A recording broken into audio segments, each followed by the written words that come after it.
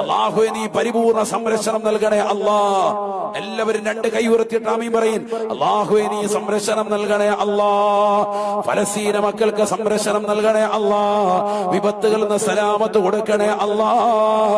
കാലുപത്തുകളിൽ നിന്ന് കാവൽ കൊടുക്കണേ അല്ലാ. ഇസ്രായേലി ഭീകരനെ നീ പാഠം പഠിപ്പിക്കണേ അല്ലാ.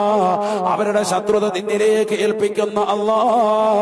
ഫലസ്തീനിലെ ഗസയുടെ തെരുവോരങ്ങളിൽ പിടഞ്ഞു വീണ പാവപ്പെട്ടതാകുന്ന മക്കളുണ്ട്, ചെറുപ്പക്കാരുണ്ട്, യുവാക്കളുണ്ട്, യുവതികളുണ്ട്. അവർക്ക് നീ ശുഹദാക്കളുടെ പ്രതിഫലം കൊടുക്കണേ അല്ലാ. ശുഹദാക്കളുടെ പ്രതിഫലം കൊടുക്കണേ അല്ലാ. യുദ്ധത്തിന്റെ കെടുതി മൂലം കൈ നഷ്ടപ്പെട്ടു പോയവരുണ്ട്, കാല് നഷ്ടപ്പെട്ടു പോയതാകുന്ന 15ഉം 10ഉം വയസ്സുള്ളതാകുന്നതിൽ താഴെയുള്ള പിഞ്ചോമന മക്കളുണ്ട്.